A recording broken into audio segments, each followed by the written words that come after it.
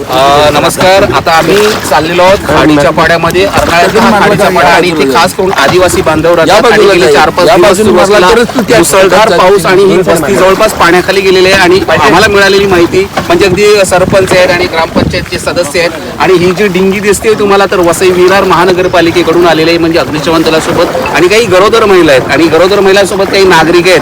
अगदी अर्नाळ्यातील जी गाळवणकर विद्यामंदिर शाळा आहे तिकडे ट्रान्झिट कॅम्प केलेला आहे आणि त्यांना सुटका करण्यासाठी आम्ही निघालेलो आहोत. वसई विरार अग्निशमन दलासोबत अर्नाळा ग्रामपंचायतीच्या संपूर्ण स्टाफने या रेस्क्यू ऑपरेशन मध्ये सहभाग नोंदवला. पाणी वाढणार आहे, त्यामुळे आम्हाला नगरपालिकेने दिलेली फायर ब्रिगेडची रेस्क्यू टीम आम्हाला चांगल्या पद्धतीने मदत करत आहेत. आम्ही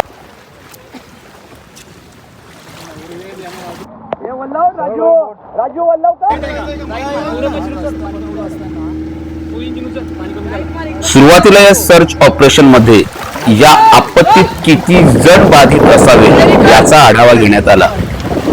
या पावसाच्या थैमानाने सर्वांचे संसार अक्षरशः उघड्यावर पडले होते. वृद्धांसोबत लहान मुले तसेच गरोदर महिलांची प्राधान्यक्रमाने सुटका हा या मोहिमेचा मुख्य उद्देश होता.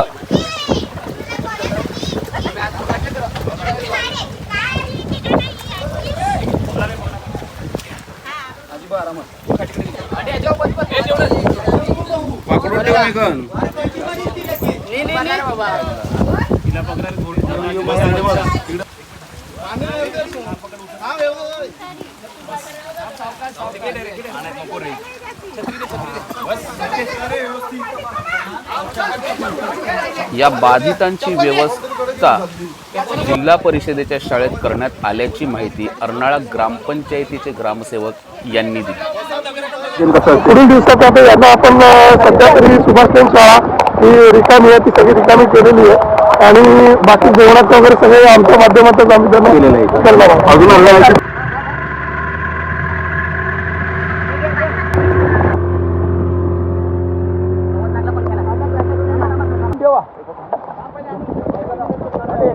हे पकडून ठेवा आणि पुढून या तुम्ही.